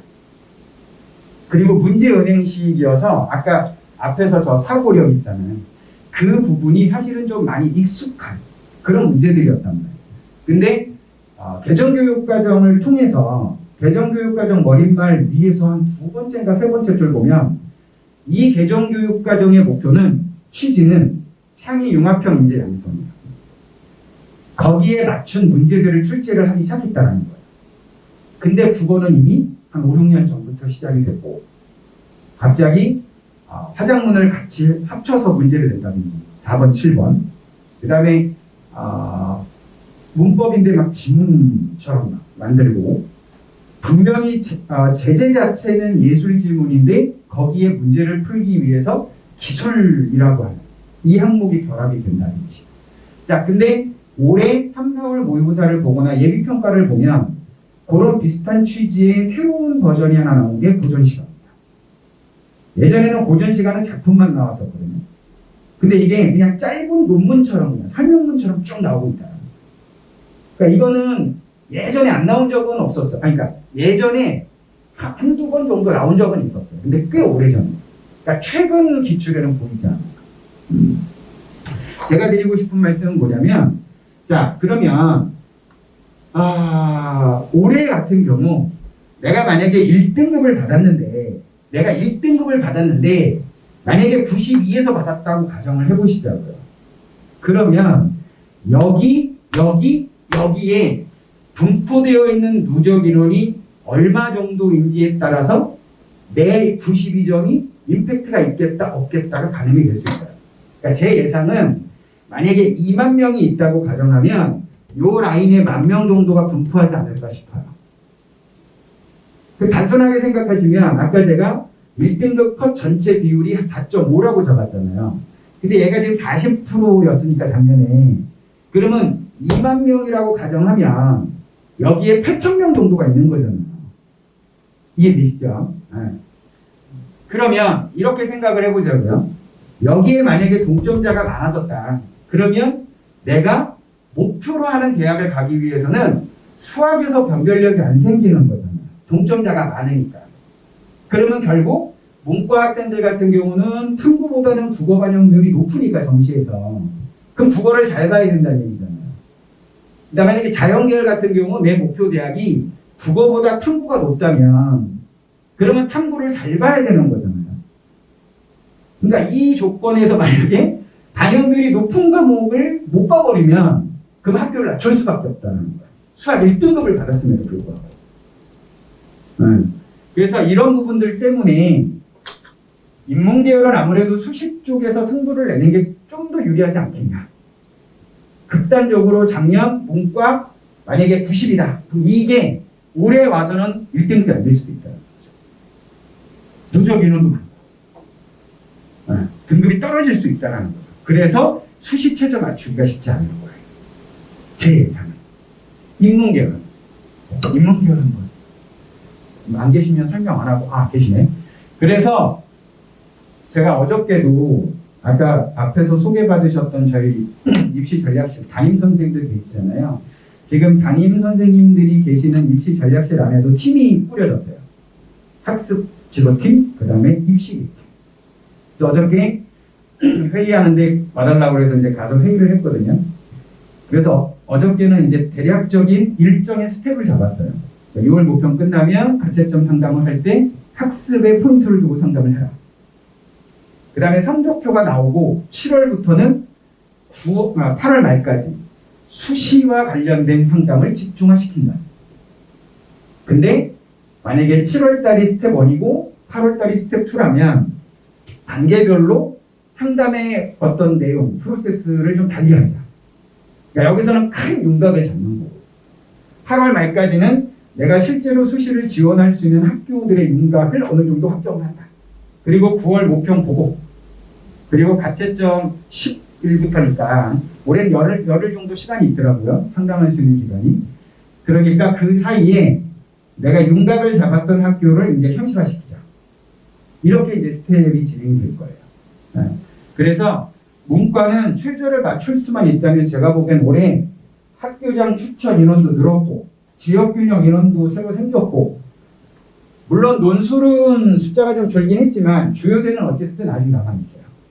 그러니까 아마도 문과는 물론 정시도 잘 봐야 되겠지만 정시 잘 보면 뭐 당연히 좋은 데 가겠죠. 근데 오히려 학교 내가 받은 점수에 비해서 학교를 높이 갈 수 있는 올해 같은 경우 문과는 수시가 훨씬 더 유리하다. 최저만 맞출 수 있어요. 그리고 이거 나중에 담임 선생님들께서 얘기하시겠지만 학생분이 계시니까 수시 예를 들어 논술을 하더라도 제가 이따 이제 정리할 때 말씀드릴 건데 수시를 하더라도 최저 등급 합을 다양화시키는 게 올해는 굉장히 중요해요. 그러니까 2합4, 2합5를 막 3, 4개를 쓰고 이럴 필요는 없다라는 거예요. 그래서 만약에 3합6을 내가 맞췄다. 3합6이 2합5보다는 더 맞추기가 힘든 거잖아요. 그러니까 실제 경쟁률이 떨어질 수밖에 없다라는 거죠. 그런 데를 이제 가는 거예요. 그래서 이 학원은 어떻게도 수시를 지원시키냐면 논술을 같은 날 같은 시간인데 같이 써요. 지원. 이건 전략입니다. 이해되세요 혹시? 하나는 2합5고 하나는 3합6인 거예요. 근데 두 개가 같은 날 같은 시간에 같이 전 넣었어요. 그러니까 성적이 좀 왔다 갔다 하는 거예요. 근데 3합6 맞추면 당연히 3합6 쪽으로 가야죠. 3합6을 못 맞췄어요. 근데 내가 수시 지원을 할 때 원서를 낼 때 2합을 빼버렸으면 이 기회가 없는 거잖아요. 이걸 살려야죠. 심지어 어떤 친구는 너무 불안하면 3개를 동시에 넣었어요. 최저 없는 거 2합 몇 3합 이런 식으로. 왜냐하면 논술고는 전국의 대학에 그렇게 많지는 않잖아요. 그러니까 경쟁률은 당연히 높아질 수밖에 없죠. 자연계열 학생은 작년 똑같은 점수를 받았다고 생각했을 때 작년보다 그러니까 의학계열만 포기를 해주면 일반 대학, 그러니까 일반 학과는 똑같은 점수를 가지고 갔을 때 작년보다는 좀 여유가 생길 것 같아요. 아무래도 약학 계열이 전년도 가형, 과탐, 선택한 비율만큼 늘었기 때문에 작년에 인원이 18만 명이었거든요. 근데 올해 1,700여 명 뽑으니까 1% 정도는 여유가 생길 것이다. 참고로 말씀드리면 작년에 중대 자연과학이나 공과대학 취업선이 상위 누적 5%였단 말이에요. 근데 올해는 6%도 충분히 취업선으로 들어갈 수 있겠다라는 거죠. 한등수가 떨어져. 되시죠? 네. 그래서 자연계열은 조금 더 그리고 아까 선택 과목 잠깐 얘기 나왔는데 선택 과목을 뭘 할 것인지를 고민하시는 그 아까운 시간에 차라리 내가 더 잘할 수 있는 게 뭔지를 고민하시는 게 빨라요. 네. 그리고 어떤 걸 선택했을 때 유리한 거는 생각하지 마세요. 그건 수능 성적 통계가 나오기 전에 아무도 몰라요.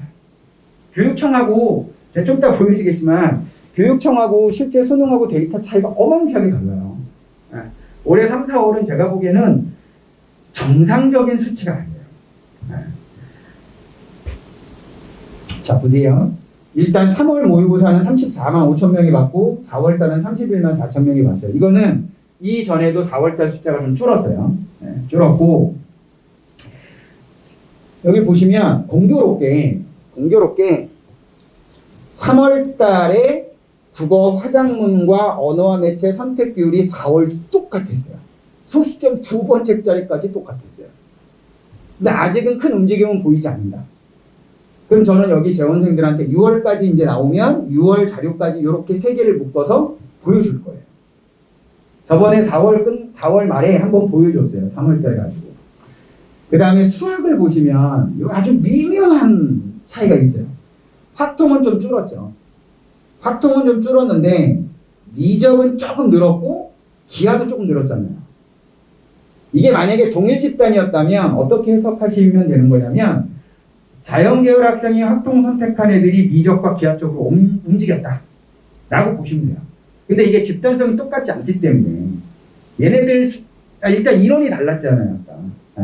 그러니까 요 두 개만 가지고서는 아직은 큰 움직임은 보이지 않고 있는 것 같다 라고 이제 해석을 할 수 있는 거고 사탐 응시 비율인데 작년에 비해서 이거 조심하셔야 될 게 뭐냐면 작년에 사문이나 생류는 거의 50%가 넘었는데 왜 33%지? 줄었나? 그게 아니고요. 전체 34만 3,969명에 대한 비율이에요. 그러니까 자연계까지 다 합쳐진. 네. 그래서 비율이 줄는 건데 숫자는 줄지 않았어요. 올해 문과 아까 계셨으니까 한지하고 세지하고 동아시아서 이 세 과목이 특히 한지는 거의 절반 가까이 줄었어요. 선택자 비율이 전년도에 비해서. 네. 그다음에 이제 여기는 이제 4월 달이고요. 그러니까 얼추 보면 비율상으로 보면 3월하고 4월이 크게 차이가 나는 과목은 보이지 않습니다. 그러니까 아까도 말씀드렸지만 대부분이 탐구까지 보시면 그렇게 많이 차이가 나는 것 같지는 않아요.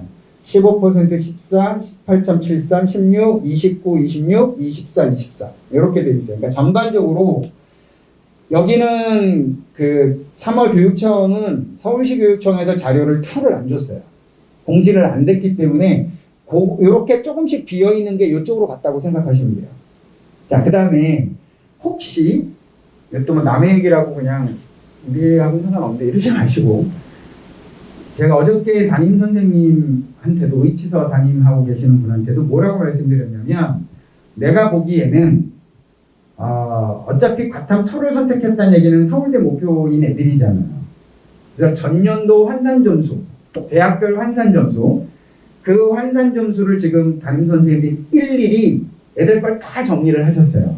엑셀로. 그래서 아마 들어오시면 상담할 때 자료 보실 거예요. 제가 뭐라고 말씀드렸냐면, 저 선택자 비율이 작년만큼 비슷하거나 늘지 않았다.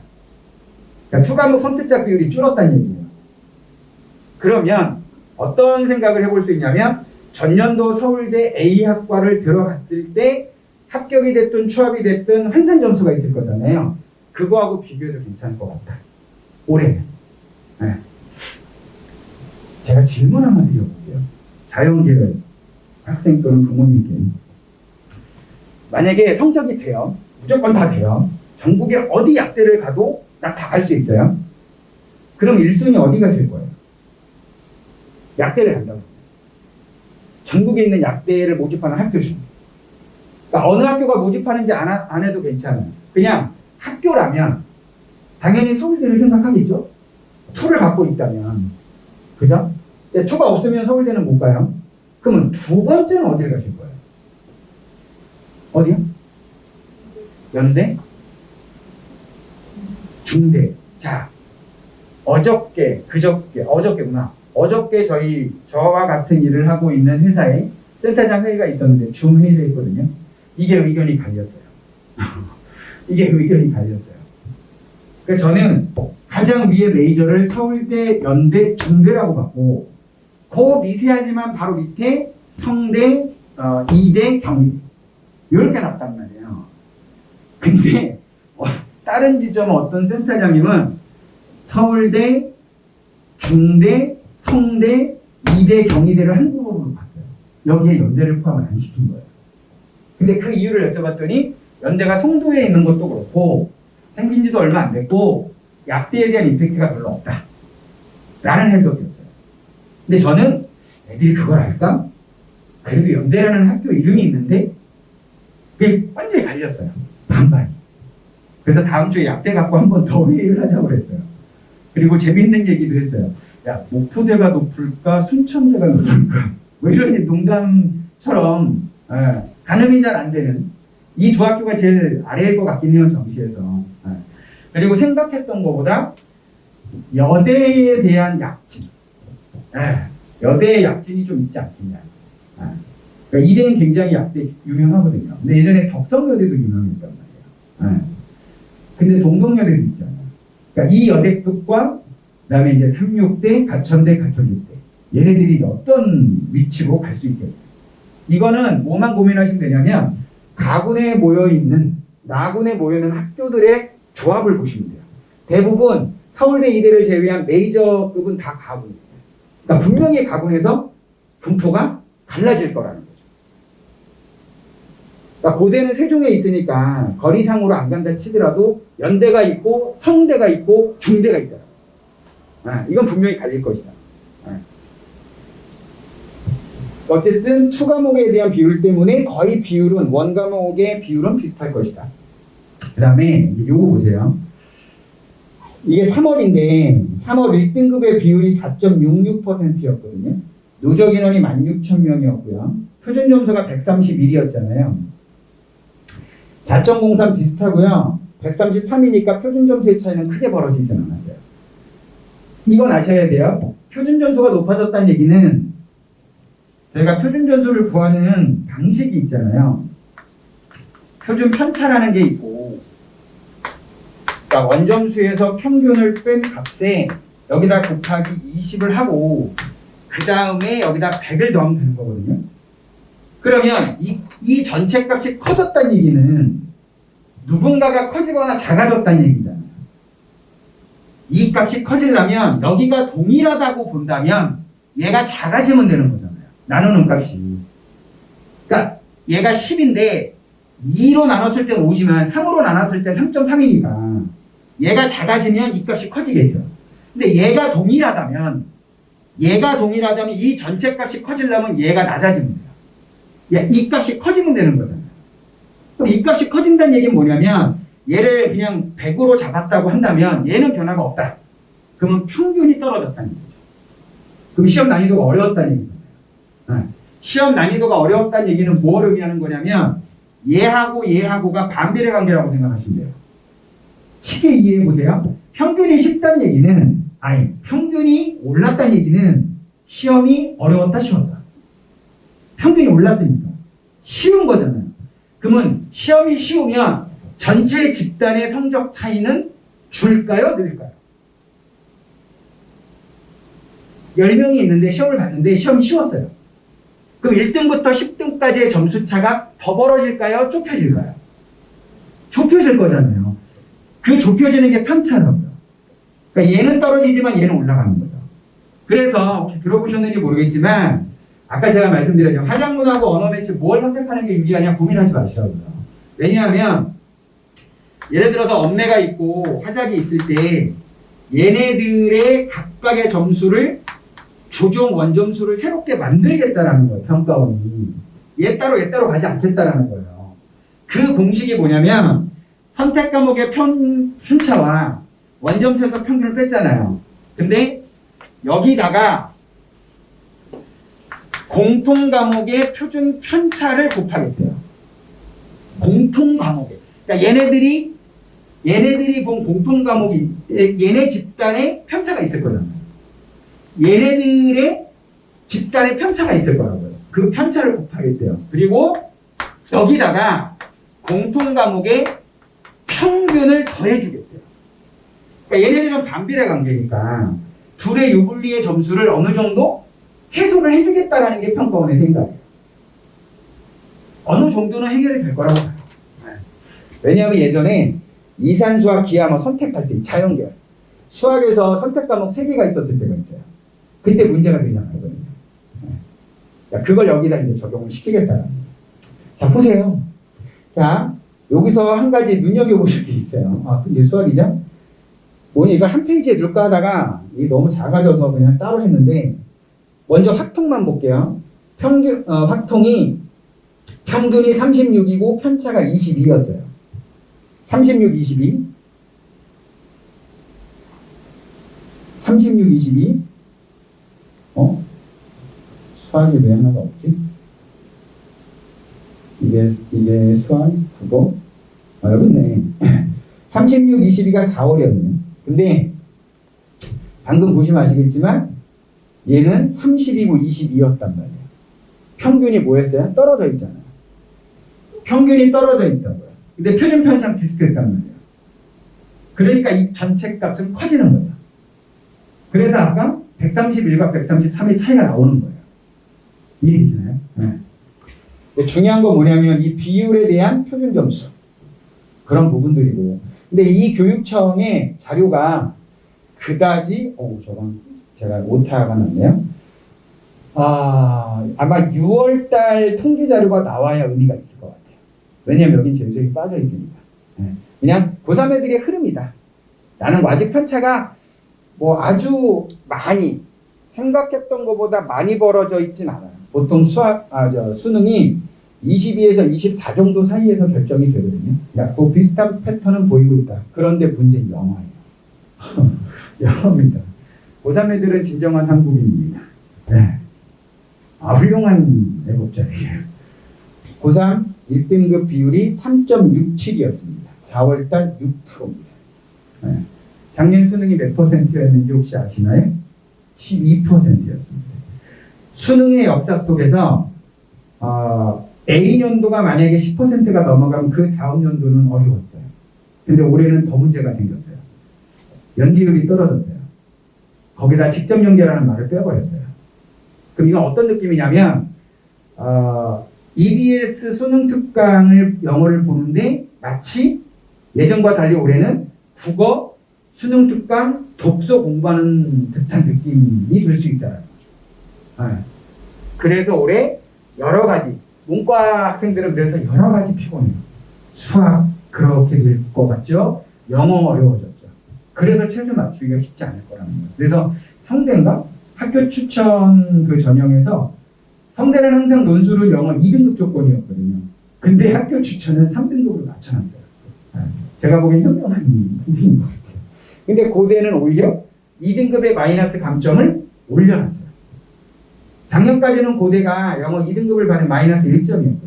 올해는 마이너스 3점으로 올려놨어요. 자존심 상한 것 같아요. 애들 데이터를 쭉 매년을 보니까 이상하게 2등급이 많을 거란 말이죠. 왜? 연대는 반영 비율에 들어가 버리니까. 16%, 11%가 들어가니까 격차가 커졌단 말이에요. 그래서 영어 연고대를 써야 되는데 영어 2등급이거나 3등급이면 연대를 쓸 수가 없는 거예요. 그러니까 고대로 가버리는 거죠. 그래서 올려놨어요. 근데 서울대도 변화를 줬어요. 걔네는 3등급이 돼야 마이너스 1점이었거든요. 2등급 마이너스 0.5니까. 근데 3등급이 마이너스 1인데 고대가 2등급이 마이너스 1이었잖아요. 근데 얘가 올렸단 말이에요, 지금. 그러니까 서울대도 살짝 자존심이 상한 것 같아요. 이걸 2점으로 올려놨어요. 3등급을 받은 마이너스 2점 주겠다. 근데 2등급까지는 마이너스 0.5가 똑같습니다. 그래서 그런 변화들. 근데 보시면 아시겠지만 지금 고3 애들의 현재 수준은 3, 4월 평균 되면 4.5예요. 비율이. 작년에 12%인데. 그래서 6월달 자료가 되게 의미가 있다니까요. 자, 그 다음. 이건 뭐 사탐 등급인데 제가 이 자료보다 조금 의미가 있겠다 싶은 자료를 하나 따로 만들어요. 이건 다 교육청 자료고요. 제가 뭘 하나 만들어 놨거든요. 이겁니다. 아까 본과시라고 그랬죠. 이런 학생. 사탐 선택 뭐 하셨어요? 세균이랑 성분. 그렇죠. 본인 혹시 이런 질문해도 되나? 목표 대학이 어디세요? 네. 점수대면 서울대도 가는 거죠. 네. 이 자료를 왜 만들었냐면 서울대 때문에 만들었어요. 들어보셨을까요? 근데 문제는 연대도 지금 그런 고민을 하고 있는 것 같아요. 뭐냐면 아직 지금 확정안은 수시 확정안이 나온 거지 정시 확정안이 나온 게 아닙니다. 정시는 아직 발표가 안 된 거예요. 무슨 고민을 하고 있냐면 서울대가 탐구에 대해서 변환 표준 점수를 썼는데 그러니까 성적표에 찍힌 내 그 표준 점수로 반영하지 않았다라는 거죠. 100분위를 기준으로 학교에서 다시 표준 점수를 만들어줬단 말이에요. 근데 서울대가 그 변표를 안 쓰겠다고 발표를 했어요. 우리는 표준 점수로 가겠다. 이렇게 발표를 했단 말이에요. 그러면 성적표에 찍히는 표준 점수 그대로 가겠다라는 건데 연대는 일단 시행계획안에서는 변표를 쓰겠다고는 발표를 했는데 최근 들리는 얘기는 우리도 표준 점수로 갈까 고민을 하고 있다. 그래서 얘를 만들어 본 거예요. 자 보세요. 여기까지는 요 라인까지는 수능입니다. 재작년, 작년. 자 생륜 65, 65. 아까 생륜하고 사문? 사문이 67, 71이었어요. 그러면 이 노란색이 뭐냐면 다 70 이상인 애들이거든요. 그럼 작년에 사문을 선택한 아이들은 생각보다 다른 애들보다 크게는 이게 뭐냐면요. 최고점입니다. 컷 점수가 아니에요. 만점을 받았을 때의 표점이란 말이에요. 근데 얘는 63이잖아요. 얘는 71이에요. 그러면 예를 들어서 이 편차가 있기 때문에 변표를 쓰는 경우는 100분위를 기준으로 다시 잡아줬어요. 그러니까 이 아이가 63이지만 100분위가 90 만약에 뭐 8이다. 그러면 98 옆에 63보다는 조금이라도 높아졌을 거란 말이에요. 근데 서울대는 그 변표를 안 쓰겠다고 하니까 여기 보이는 이대로 가겠다. 그래서 저는 지금 무슨 고민을 하고 있냐면 저희 학원에 한 명인가 두 명이 있습니다. 인문계열인데 사탐 하나 과탐 하나를 잡은 애가 있어요. 그 과탐을 뭘로 잡았냐면 지구과학을 잡았어요. 왜 그런지 이해되시죠? 보이는 표 좀 보세요. 수능만 놓고 보면 지구과학이 제일 압도적이었어요. 네. 서울대는 1, 2, 3점 갖고 떨어지거나 붙는 게 아니거든요. 환산 점수 0점 몇 점 때문에 떨어질 수도 있는 건데. 근데 이걸 표점을 그대로 가져가 버리면 문제가 생길 수 있다. 근데 여기 보세요. 이게 지금 3, 4월 교육청이거든요.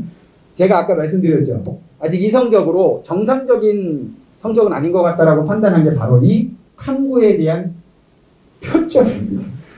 83점이 있어요. 83점. 이건 예전에 제2외국어 아랍어 표준 점수예요. 베트남어 처음 왔을 때. 그러니까 애들이 표준 점수가 크다라는 건 뭐라고요? 표준 점수가 크다라는 건 얘가 작거나 얘가 훅 떨어져 있는 거죠. 제가 보기에 아직 애들이 공부가 확실히 안 되어 있다. 그래서 저 수치는 의미가 없는데 제가 노란색 칠한 거는 뭐냐면 예를 들어서 친구가 이 친구가 만약에 서울대를 지원했어요. 근데 만약에 승률하고 사문이라고 했을 때 둘이 더하면 136이잖아요. 그죠? 136인데 어떤 친구가 경제하고 지구과학을 갖고 왔다고 생각하면 141점이에요. 그래서 이 고민이 좀 있어요. 어저께는 회의할 때 무슨 얘기도 나왔냐면 투 과목을 가지고 있는 애가 서울대를 쓰려고 하는데 지금 뭐 수학도 부담되고 막 이러니까 혹시 제2외국어를 가지고 여차하면 문과 쪽으로 진입을 하려고 하는 애가 없을까? 이런 얘기도 나왔다니까요. 근데 어저께 또 의미 있는 것 중에 하나가 뭐였냐면 서울대 자유전공학부예요. 얘네는 투 과목이 없어도 돼요. 서울대인데. 그러니까 원 과목을 가지고 들어갈 수도 있다는 거예요. 그러면 무슨 고민을 할 것이냐? 그러면 저 자유전공학부의 점수 체계는 어느 정도일 것이냐? 저는 의치안이 아니라면 그쪽에 관심이 없는 거라면 아마 거의 최상위에 해당하는 점수를 가지고 들어오지 않겠냐는 거예요. 근데 이 친구가 만약에 나군에 서울대를 쓰고 가군에 뭐 약대를 쓰거나 뭐 의대를 쓴다 그러면 고민하겠죠.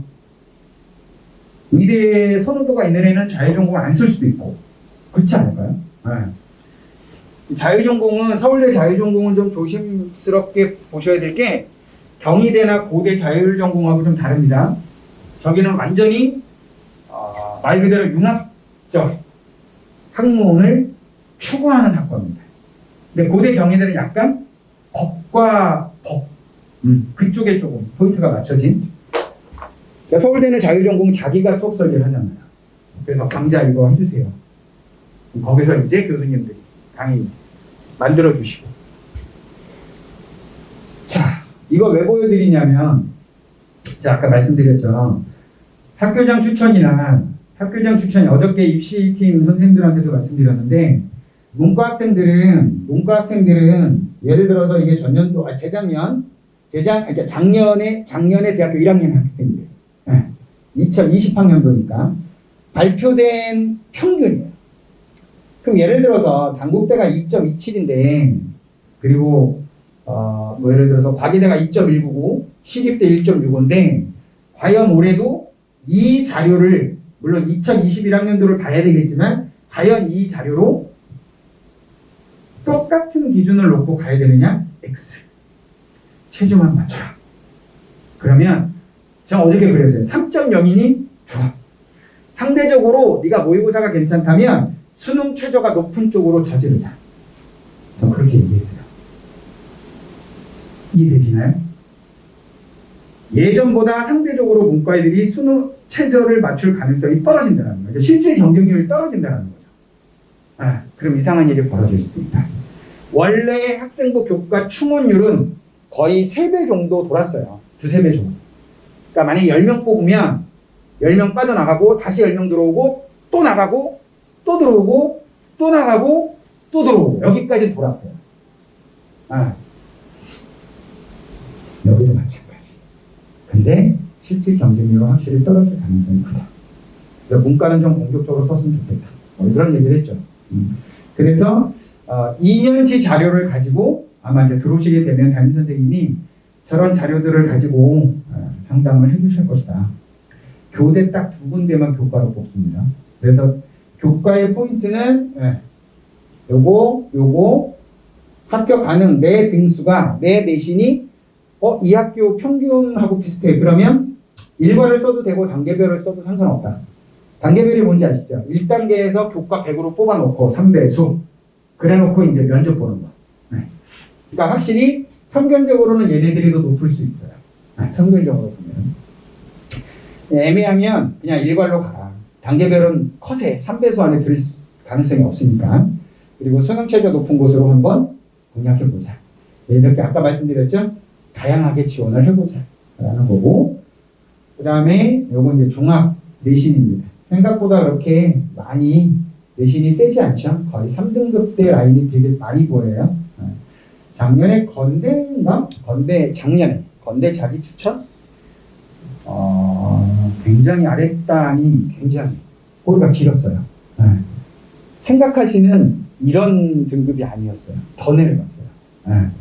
평균은 비슷할 수 있어요. 그래서 이 부분을 잘 보셔야 돼요.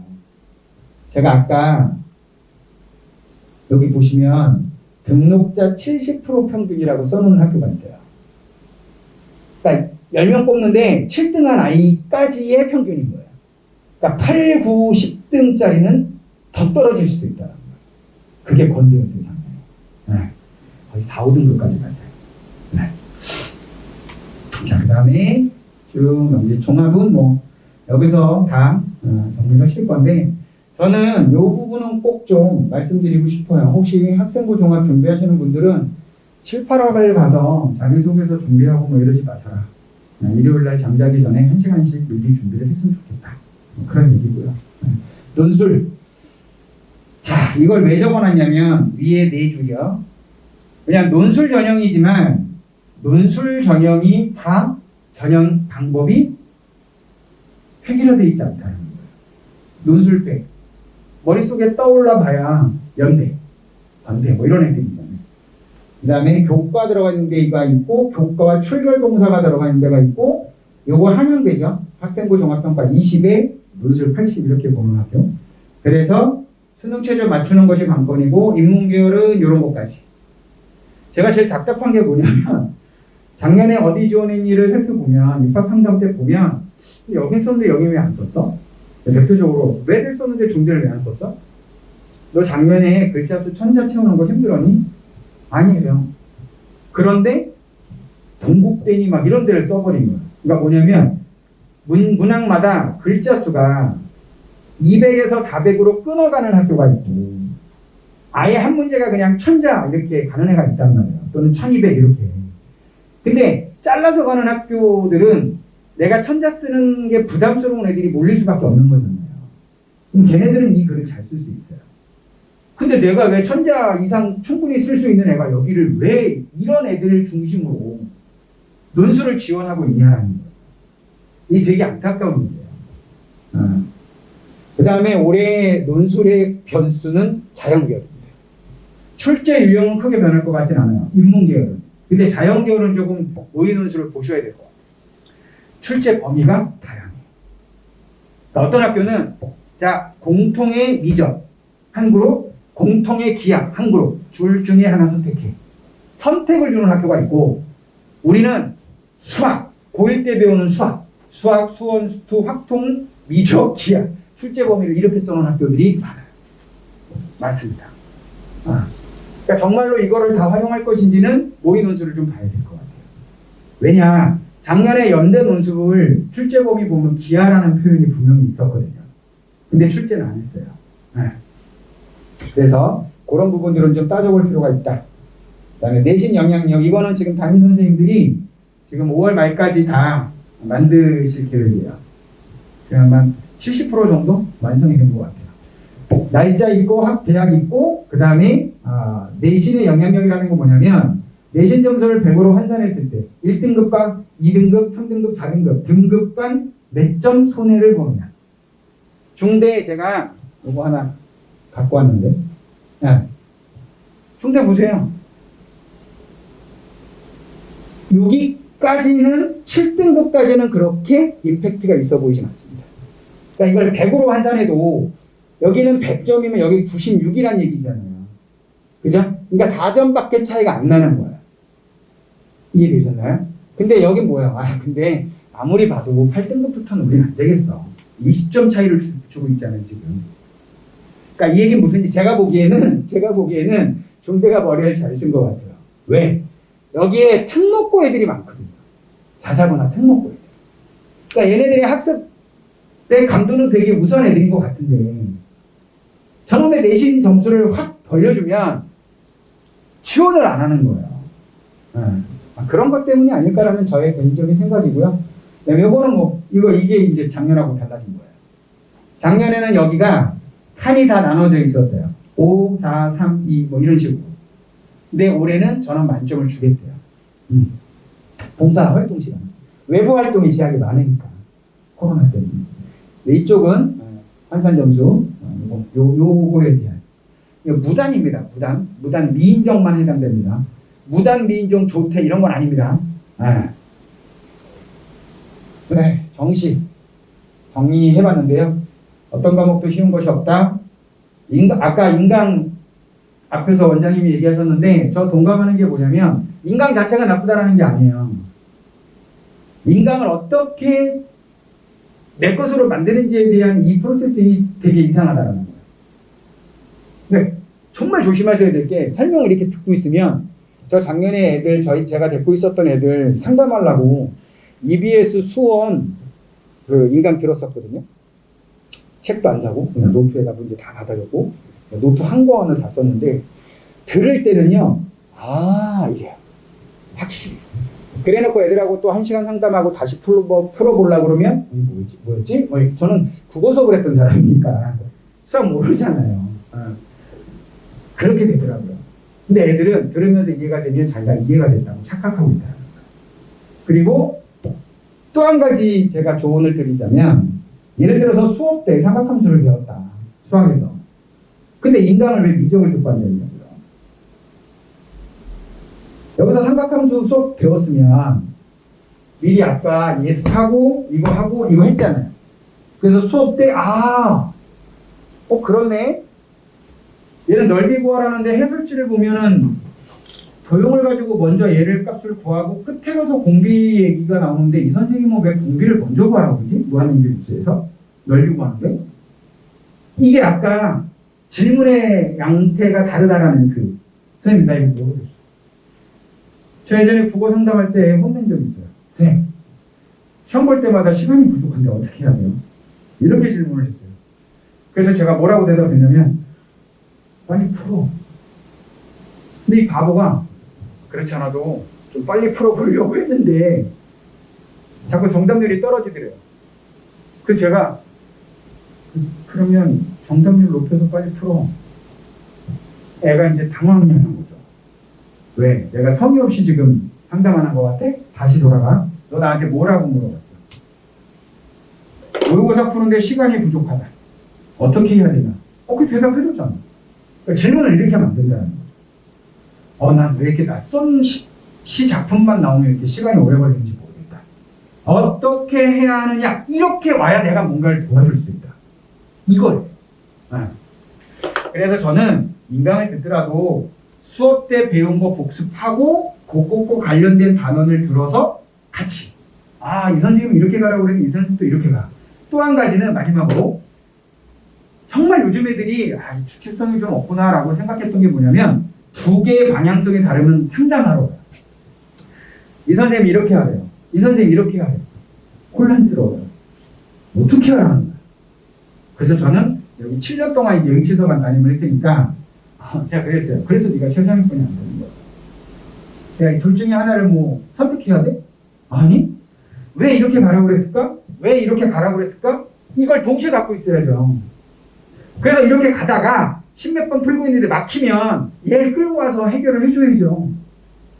그래서 조심하셔야 되는 건 너무 한 선생님의 라인만 타고 가는 건 옳지 않다.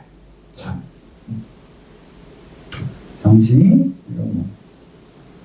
자, 이거는 제가 왜 남의 자식 얘기긴 한데 저도 이 학원의 원장님과 우리 입시전략실 실장님과 저나 또 행정실장님이나 이제 운영진들이란 말이에요. 그러니까 제가 이렇게 설명회에 와서 이런 막 설명을 해드리고 이럴 때에는 저도 이제 들어오시면 이 아이들을 위한 책임이 있는 거니까 기왕이면. 그래서 작년에 제가 이제 행정실에 요청을 해서 작년에 이제 5월 이후에 들어온 학생들 중에 이게 시간이 너무 오래 걸릴 것 같아서 몇 개만 넣었는데, 자, 이 친구는 여기 다니다 왔어요. 작년 수능이 3.5%였고요. 여기 와서 0.39, 그래서 정시로 서울대 입문을 갔고요. 이 친구는 동국대 정외과 다니다가 작년도 그 기록이 없어서 제가 상위 누적을 못 넣었는데 올해 시험은 상위 0.7.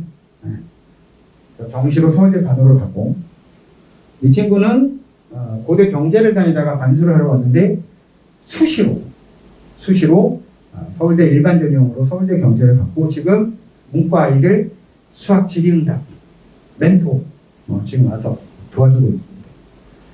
그 다음에 자, 이 친구도 성대 교육을 다니다가 반수를 하러 왔는데 고대 영어 교육을 갔잖아요. 근데 이 친구가 이걸로 붙었는데 예비 1번이에요, 이 친구는. 근데 참 이 친구가 보내준 톡 내용이 너무 서글펐어요.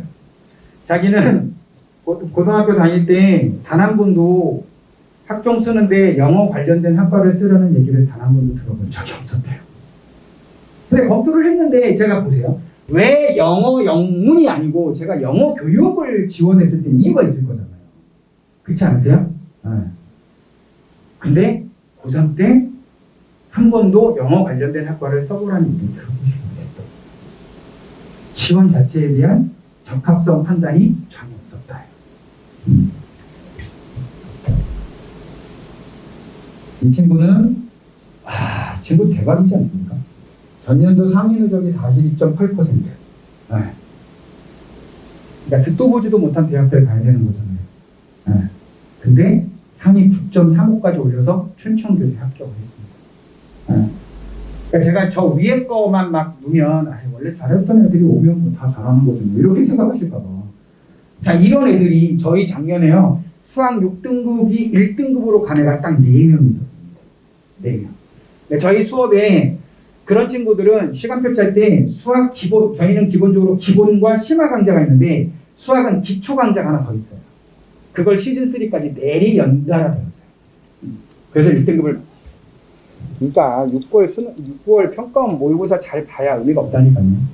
숫자는 내용이 중요한 거지. 자, 이 친구도 서강대 수학과, 이 친구 원래 잘했네요, 그죠? 서강대 수학과 다니다가 연대 기계공으로 합격을 했습니다. 한양대 에너지공, 이게 다이아몬드 학과죠.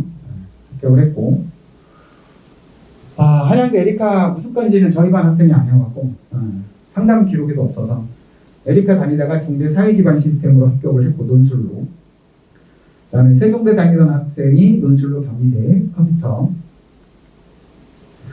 홍대 경영 다니다가 한양대 정치외교. 근데 이 친구는 저희 낙원에 썼는데 물론 내신도 있지만 저는 이 친구 예비 4번인가? 예비 2번인가? 1번인가?